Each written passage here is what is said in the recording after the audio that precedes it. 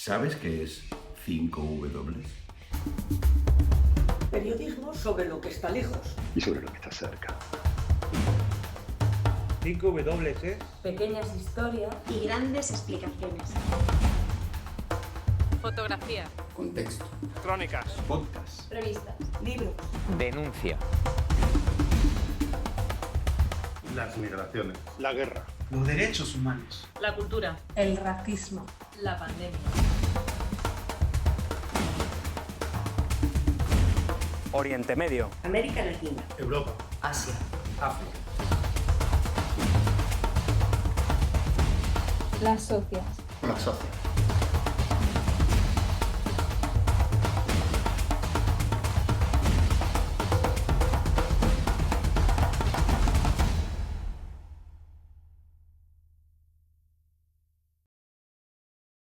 Bienvenidos y bienvenidas a una nueva charla de 5W sobre la guerra en Gaza, un jueves más. Hoy se cumplen 34 días desde que Hamás atacara a Israel por sorpresa, matando a 1.400 personas y secuestrando a más de 200.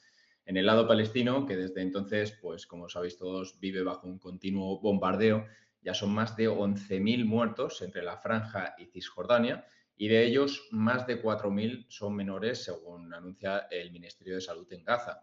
Pero los muertos por este conflicto pues, no se limitan únicamente a Israel y Palestina, sino que también el Líbano cuenta muertos en su haber porque al menos 10 civiles han muerto por ataques aéreos israelíes en la frontera del sur del Líbano, que desde el 8 de octubre, que es un día después de los ataques de Hamás, pues ha visto cómo se disparaba la tensión entre los ataques de Hezbollah, que ahora hablaremos, y las fuerzas israelíes. Precisamente en el Líbano está nuestra invitada de hoy, la periodista Ethel Bonet. Para quien no la conozca, Ethel es periodista freelance y es una de las voces en español que mejor conoce el Líbano y también el conflicto entre Israel y Palestina.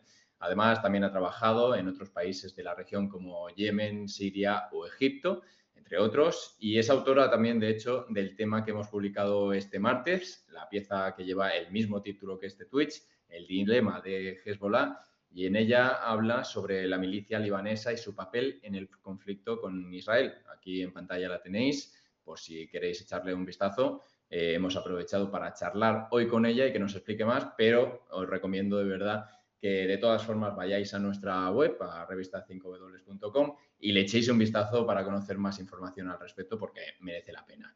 Aquí ahora sí estamos ya con Ethel. ¿Qué tal estás? Bienvenida. Hola, buenas noches. Bien, Ahora aquí estamos, sí.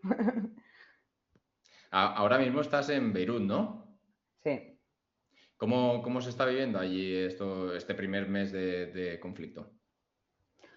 Bueno, pues la verdad, y es lo que antes estábamos comentando, ¿no? Al final aquí hay como bastante, ya empieza a haber desgaste por parte de la población civil porque, claro, estamos en una guerra no guerra, ¿no?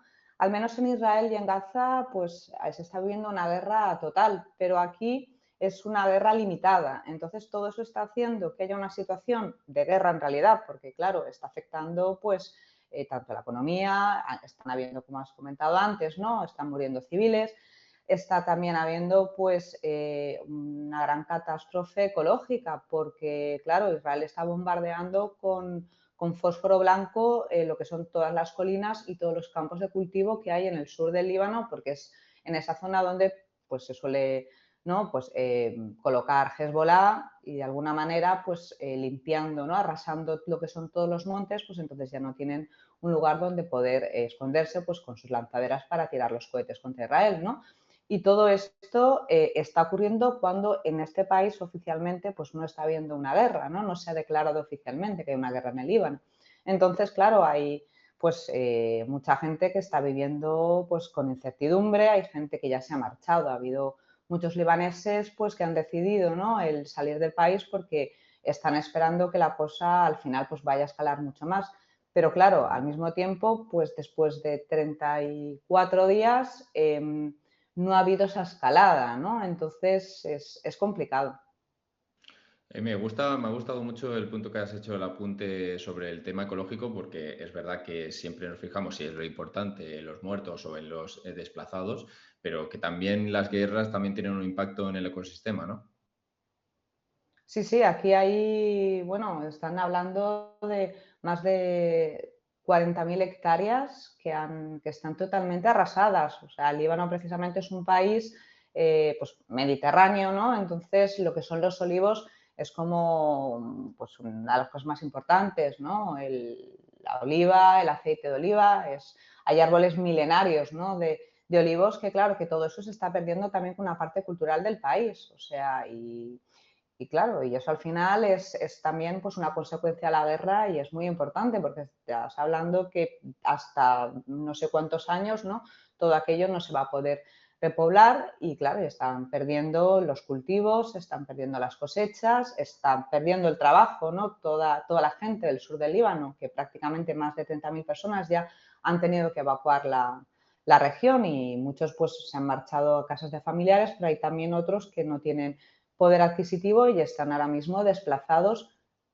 ¿Hasta cuándo? ¿No? Porque no es que sea una cosa que vaya a terminar dentro de 15 días o un mes o realmente haya una situación que escale totalmente y entonces la gente pues decida marcharse. Entonces están un poco a la espera, ¿no? de si pueden volver o no pueden volver a casa. Entonces es una situación muy complicada. Y esto pasa en la frontera sur del Líbano, pero al otro lado de la frontera, ¿qué tal? ¿Cuál es la situación?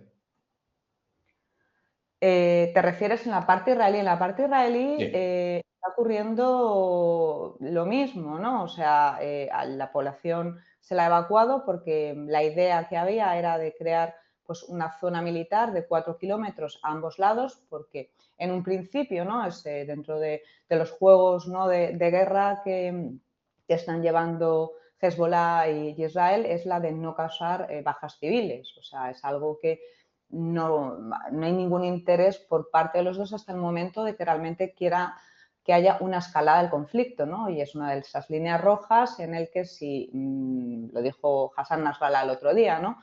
Que siempre responderemos de una forma proporcional. Si tú matas a un civil libanés, nosotros mataremos a un civil israelí, ¿no? Entonces, la situación es la misma, o sea, todas las colonias, ¿no? que están en la zona fronteriza pues han sido evacuadas y también hay pues, campos de cultivo porque también esa zona es una zona agrícola, entonces en ese sentido lo que es la población civil pues está en la misma situación que están aquí, ¿no? O sea que es distinta pues a la gente que está viviendo en Tel Aviv o que está viviendo en Jerusalén, porque en esa zona al revés, ¿no? Es donde no hay una guerra y la situación pues es muy complicada también para... Bueno, de hecho esta mañana pues Hezbollah ha matado a un civil en respuesta al domingo que hubo un bombardeo donde murieron pues la madre, ¿no? de un periodista y sus 3 sobrinas que iban en un coche, ¿no? que estaban regresando a casa. Entonces, pues día a día al final están habiendo muertos por los dos lados. Aprovecho que no lo he dicho antes en la introducción para recordar a todos los que nos están viendo que pueden enviar preguntas para que te haga a ti, Ethel. De hecho, creo que ya están llegando algunas, pero las dejaremos para un poco más tarde. Quería decirte que en 2006, como decía también en la introducción, tú cubriste la guerra entre el Líbano e Israel, que precisamente duró 34 días y que también tuvo como protagonistas, ¿no? a Hezbollah y al ejército israelí. Hablabas un poco de esa tensión que se vive, esa media calma, porque no es una guerra como tal, pero existe ese miedo. ¿Existe el miedo a que se pueda volver a estallar la violencia y a repetir una guerra como aquella? Bueno, aquí se habla que la que está habiendo ahora es peor que la del 2006, o sea, precisamente todo al contrario, ¿no? O sea, la guerra de 2006 al menos sí que fue un poco más controlada y tenía un objetivo, que era acabar, en este caso, pues, con las posiciones de Hezbollah en el sur del Líbano y también pues, debilitarlos, ¿no? en otras zonas. Pero claro, esta guerra tiene unas dimensiones regionales. Estamos hablando que no solamente es el Líbano, sino que estamos hablando también, ¿no? de las milicias islamistas que hay en Irak, que están atacando objetivos estadounidenses, estamos hablando de los hutíes. Entonces, claro, es una situación que puede escalar a nivel regional. Por eso no es la otra, fue una guerra entre Hezbollah y el ejército israelí, que hubo también, bueno, que realmente empezó de la misma manera que esta, porque fue primero Hamas, ¿no? quien secuestró a un soldado israelí, al soldado Gilad Shalim, unos 15 o 20 días antes, y entonces Hezbollah intentó, pues como hizo ahora, ¿no?, para que se debilitara en cierta manera el ejército israelí y no estuviera todo contenido en la Franja de Gaza, pues abrir otro foco para que así pues no tuvieran mucha más presión, ¿no? O sea, que realmente las dos guerras empezaron de la misma manera. Pero el problema de aquí es esa escalada a nivel regional, o sea, que es lo que más preocupa a Occidente y es lo que está empezando a ver, ¿no? Porque están habiendo ataques en Siria, están habiendo ataques en Irak, en el Yemen, entonces, claro, es más allá de las fronteras, ¿no?, de lo que es Israel, el Líbano y el pueblo palestino. Sí, de hecho estos días se hablaba también, ¿no?, de ese eje de la resistencia islámica, que de hecho, como has comentado, pues ya han habido ataques a objetivos israelíes y estadounidenses fuera de estos tres territorios, del Líbano, Israel y Palestina. ¿Hay posibilidades reales de que se extienda por Oriente Medio, como estabas comentando? O sea, ¿es una posibilidad real que la guerra se expanda? A ver, es una posibilidad como, sí, o sea, Hassan Nasrallah, pues, de cierta manera, ¿no? O sea, como puso de punto de colofón en su discurso, ¿no? O sea, que todas las opciones están abiertas.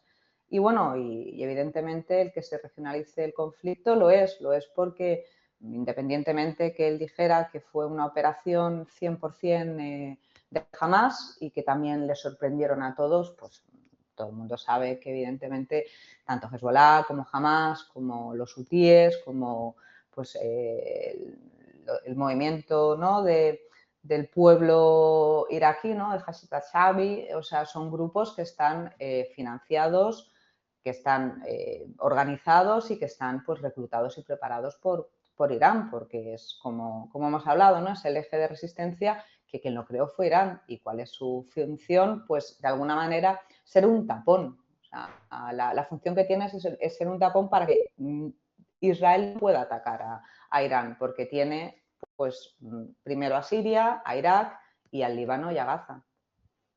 Sí, y estamos hablando de la guerra regional y también, por otra parte, sectaria, también podríamos hablar. Nos preguntan ya Esnarritza que qué diferencia hay entre suníes y chiíes. Chiíes pertenece a la milicia de Hezbollah, que si lo puedes explicar. Bueno, la diferencia es tanto religiosa como también ideológica, ¿no? O sea,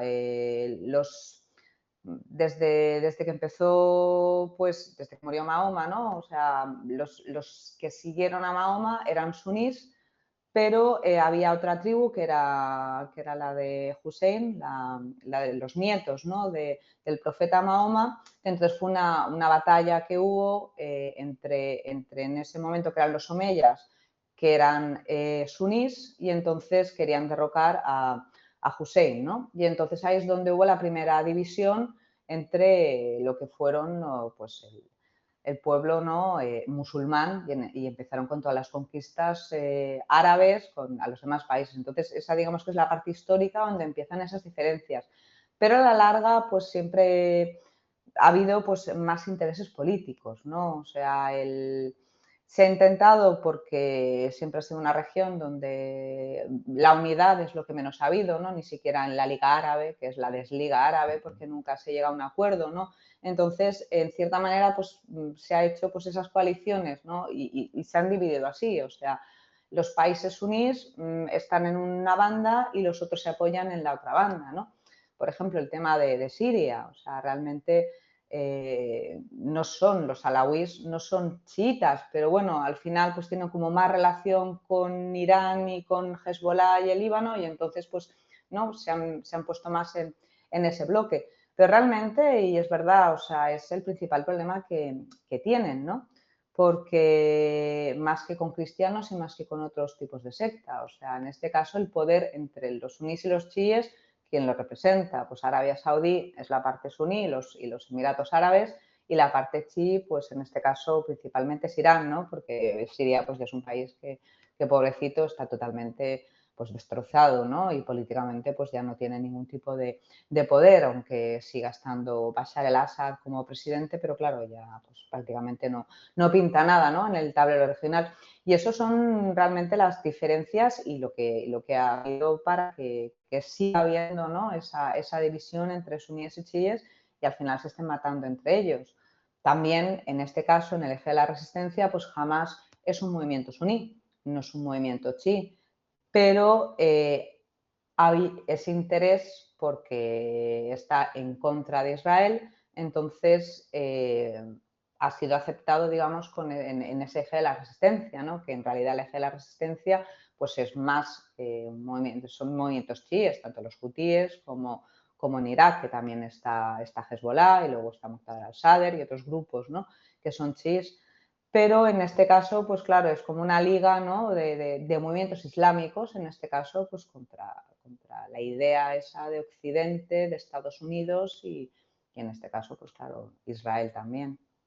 Mira, creo que eso que acabas de comentar último responde a una pregunta que nos había hecho Silvia Taberner, que cuál era la relación entre Hezbollah y Hamás, porque como dices, pertenecen a dos sectas diferentes, pero el eje de la resistencia al final es lo que les ha hecho tener esa relación, ¿o cómo lo ves?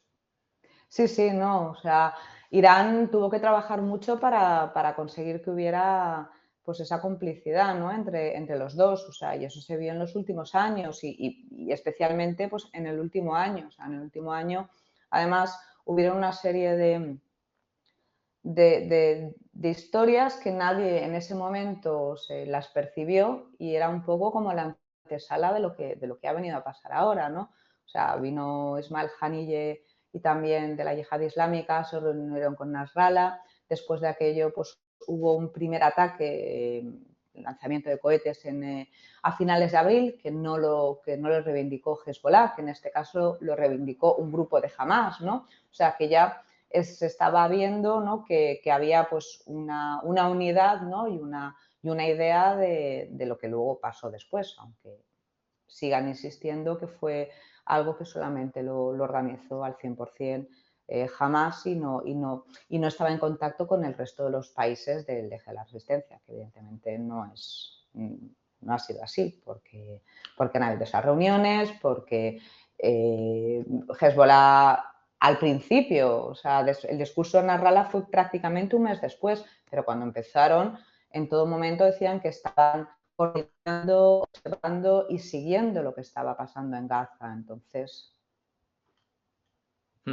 Y hablando de la comunidad chií, en el Líbano ha tenido mucho éxito la propaganda de Hezbollah entre su comunidad, como comentabas en la crónica de esta semana, pero también hablabas de otro sector de la población en el Líbano que no piensa igual, que no siente esta guerra como suya, y no sé si esto puede llegar a generar un conflicto interno en el país.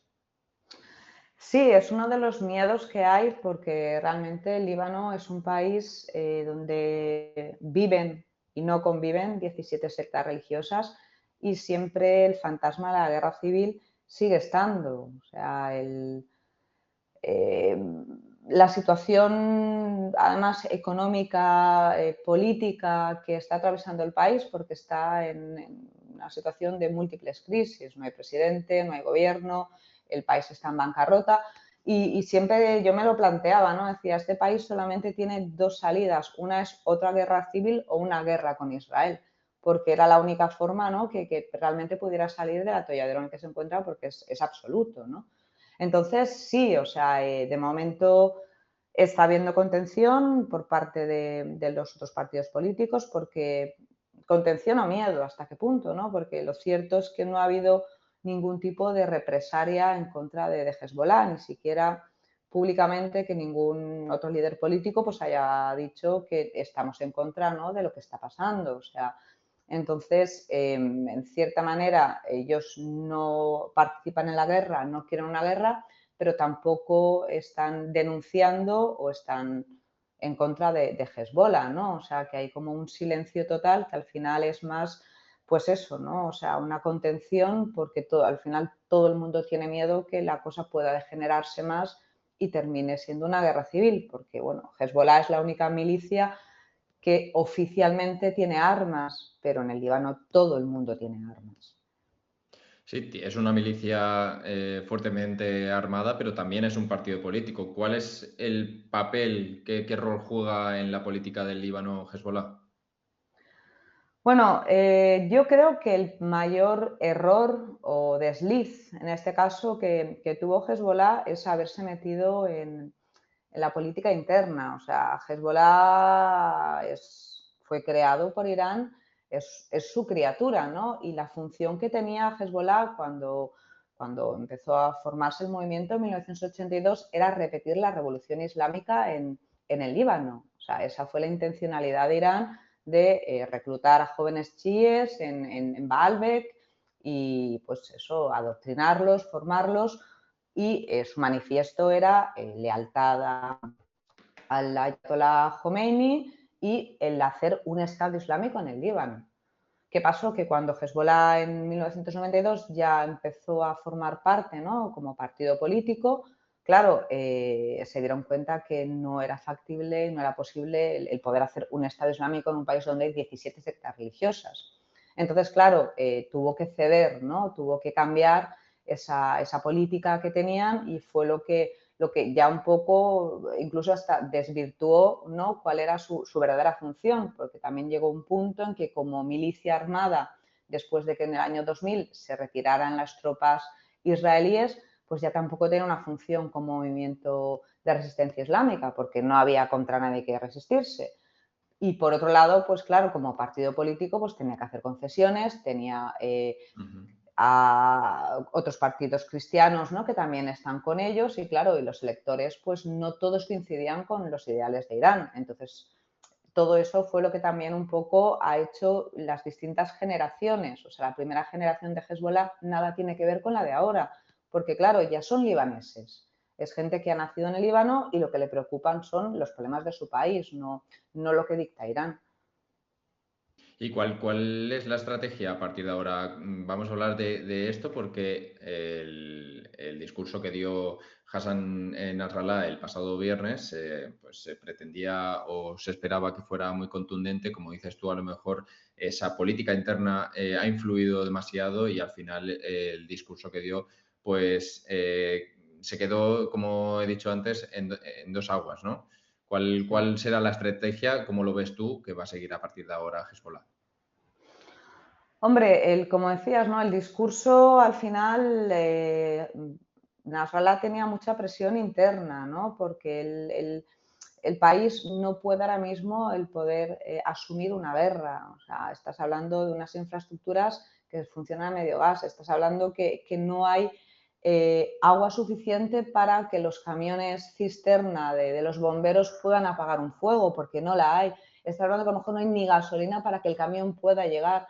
Estás hablando que los hospitales están funcionando a mitad, porque la mayoría de los médicos y enfermeras también han salido del país por la situación económica. Entonces, claro, sería una situación catastrófica, ¿no? A nivel interno, si al final Hezbollah arrastrara una guerra al Líbano. Entonces es algo que ellos son conscientes, y también pues en los últimos años han perdido bastante apoyo popular, porque pues, desde que empezó, ¿no?, la revolución de 2019, las protestas que hubieron, que precisamente la idea era acabar con el sectarismo y bueno, y al final, ¿no?, pues con el poder ese que tiene Hezbollah, que es un Estado dentro de un Estado. Entonces, claro, todo eso también pues ha limado mucho más a la sociedad, ¿no? Y ya no está tan, pues incluso antes lo que sentían a veces era como miedo, porque Hezbollah también muchas veces ha hecho las cosas con las armas. O sea, en 2009 directamente hubo un problema político, no se elegía primer ministro y no sé, las carteras, ¿no?, no se repartían como ellos querían y directamente sacaron a los milicianos a la calle. Entonces, claro, todo eso, también esa revolución ayuda a la gente a ser más fuerte y a tenerle menos miedo, ¿no? Y eso también yo creo que ellos son conscientes que, como quien dicen, o sea, es que a lo mejor les queda, pues eso, ¿no?, como digamos en catalán, cuatro pelás. Y eso es verdad, o sea, ellos tienen ahora mismo una situación muy complicada a la que tenían en 2006, porque han perdido apoyo social y sobre todo porque el país, las condiciones que tienen, no puede asumir esa situación y sabrían que después de esto acabaría totalmente con Hezbollah.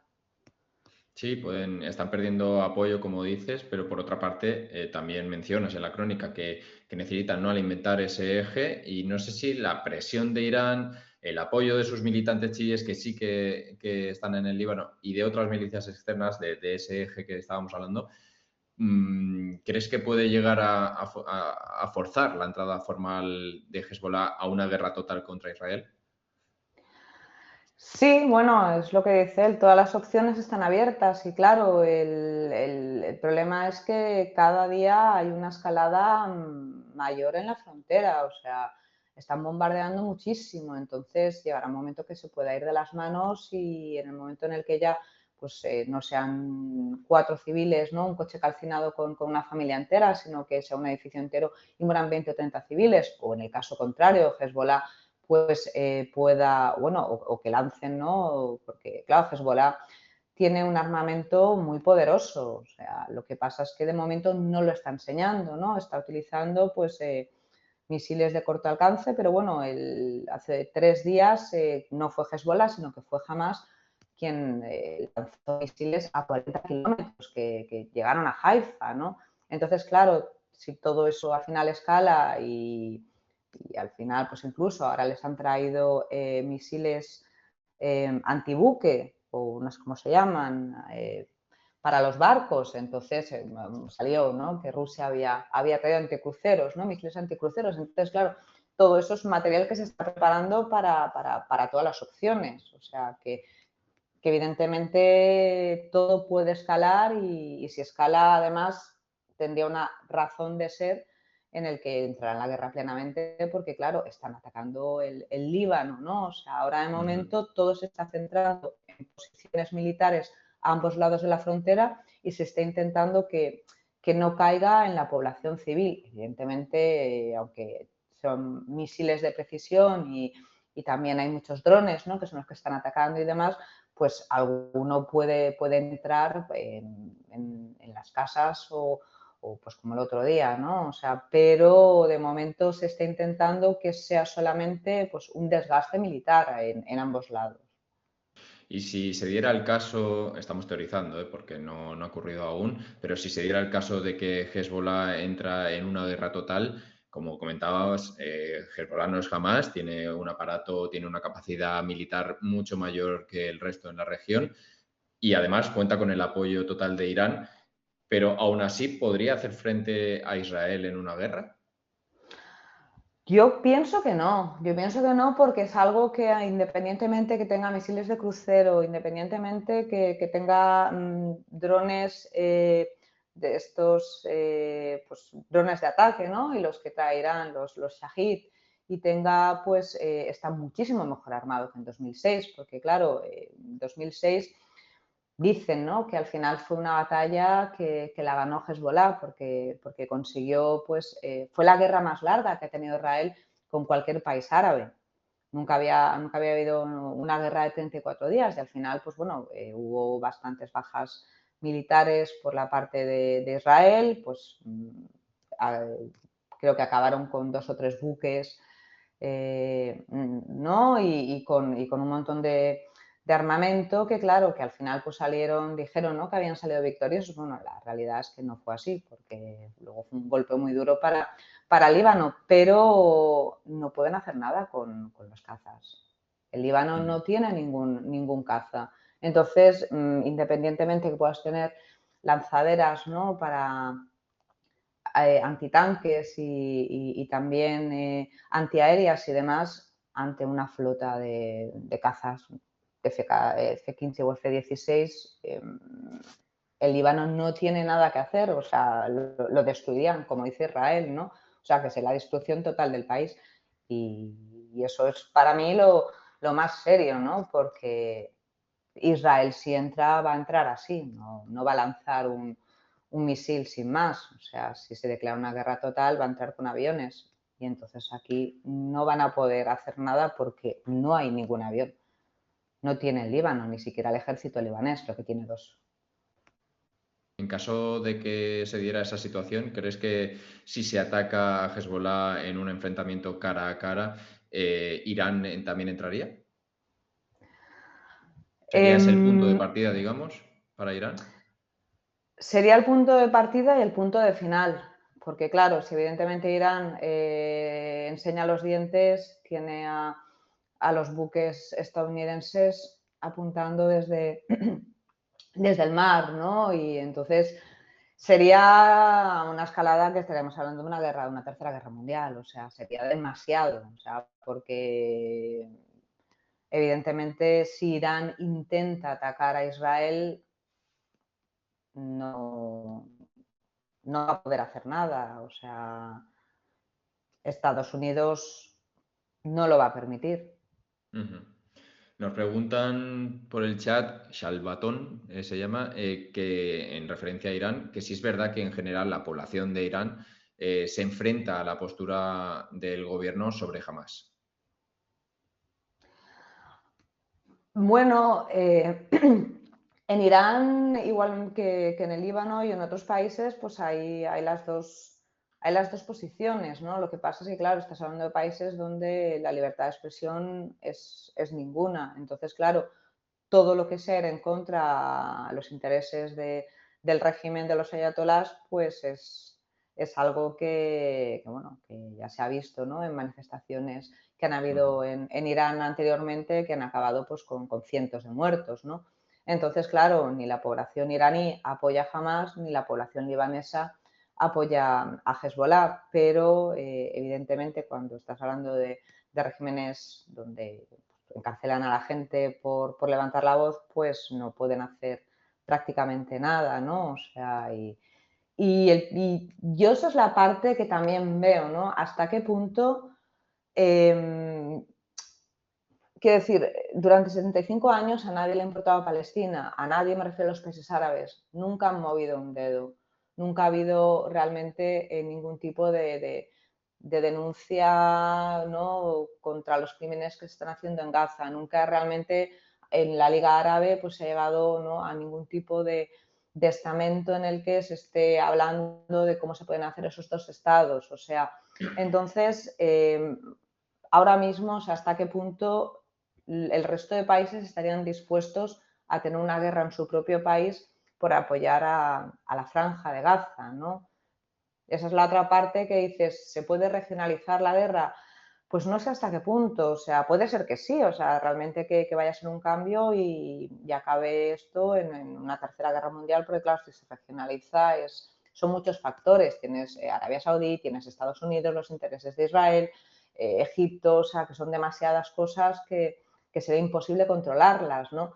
Pero siempre a mí me queda esa esperanza de decir, nunca se ha movido un dedo por Palestina, porque siguen estando igual. Entonces, si nada cambia en 75 años, pues no lo sé, a lo mejor esta va a ser otra masacre más en la que van a morir pues decenas de miles, ¿no? de palestinos en Gaza y al final no va a haber una solución real, porque ni se va a plantear el tema de los dos estados, va a haber mucha más represión, cada vez va a haber pues menos población palestina y más población israelí, porque están pues cogiendo, ¿no? todo el territorio, da igual, el de Cisjordania como el de Gaza, y ¿se va a mover la comunidad internacional? Pues no lo sé, no lo ha hecho nunca. Sí, la diferencia esta vez es la magnitud, ¿no? del evento, porque al final estos días estamos viendo ya cómo la operación terrestre de Israel pues está comiendo parte del norte de Gaza y no sabemos qué esperará en el futuro. Hablando de los países árabes de alrededor, la reflexión que hacías, nos pregunta Meritxell Beltrán que qué papel juega Egipto.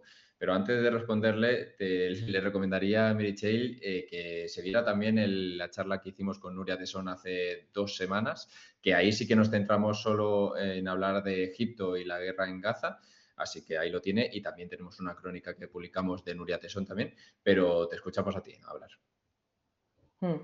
Bueno, pues Egipto, el papel que tiene, el papelón en este caso, ¿no? Porque claro, Egipto, un poco, aparte de ser mediador, que siempre lo ha sido del conflicto palestino, En el caso que, claro, que este también es el otro problema que tienen los palestinos, ¿no? Que ellos mismos están divididos internamente, o sea, no hay una unidad, hay un gobierno en Gaza, que es el de Hamás, y en Cisjordania está la Autoridad Nacional Palestina, y directamente no son dos grupos que puedan convivir, ¿no? Porque cuando Hamás ganó las elecciones en 2006, a los 2 o 3 meses expulsó la Autoridad Nacional Palestina de Gaza y entonces eso todavía hizo, ¿no?, que la Franja de Gaza fuera todavía más cárcel de lo que es, o sea, la dejaron aislada totalmente. Entonces, claro, Egipto ha jugado siempre el rol de intentar apaciguar, ¿no?, a las dos partes palestinas para que al final pues, hubiera un gobierno de unidad, ¿no? Y no dos gobiernos distintos, como está habiendo hasta ahora. Y claro, y ahora le ha tocado también el tener que, de alguna manera, ser el responsable de todo el tema humanitario. O sea, Egipto, si no va a permitir abrir el paso de Rafah para que salgan, ¿no?, 2,5 millones de palestinos, va a quedar como que es, ¿no?, o sea, un asesino que ha permitido que masacraran a esa gente, pero al mismo tiempo no puede asumir a 2,5 millones de palestinos cuando además tiene la cantidad de refugiados de Sudán, de la guerra que ha habido, bueno, que sigue habiendo, ¿no?, actualmente. O sea, y es un país que también económicamente pues está ahora mismo en una situación muy mala. Y luego también como en la parte política, ¿no? O sea,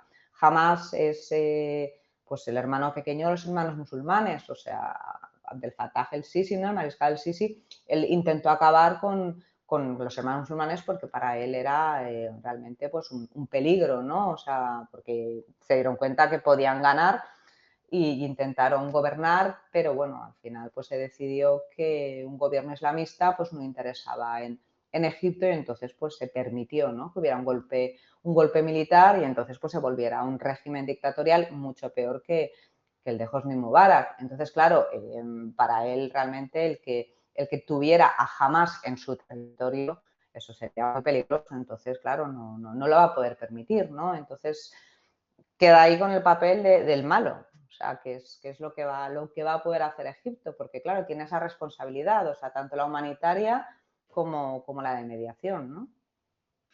Y sí, ya terminamos. La última pregunta, vuelvo al Líbano porque me parece que lo hemos tocado un poco superficialmente, pero creo que es importante recalcarlo y que lo expliques, porque quizás no es tanto el número de muertos que han habido hasta ahora, que son 10 civiles, si no me equivoco, y me comentabas antes que eran 62, 63 miembros de Hezbollah, pero la crisis en el Líbano causada por esta guerra no es tanto por esos muertos, sino por los desplazados que ha habido, ¿no? Y lo comentas tú en la crónica, de hecho. Sí, claro. O sea, ahora mismo el sur del Líbano, ellos sí que están en guerra. O sea, el país no, pero la situación que hay allí es tremenda porque están bombardeando todos los días. La población civil pues ha tenido que ir de sus casas por la violencia, porque están las explosiones escuchándolas, algunos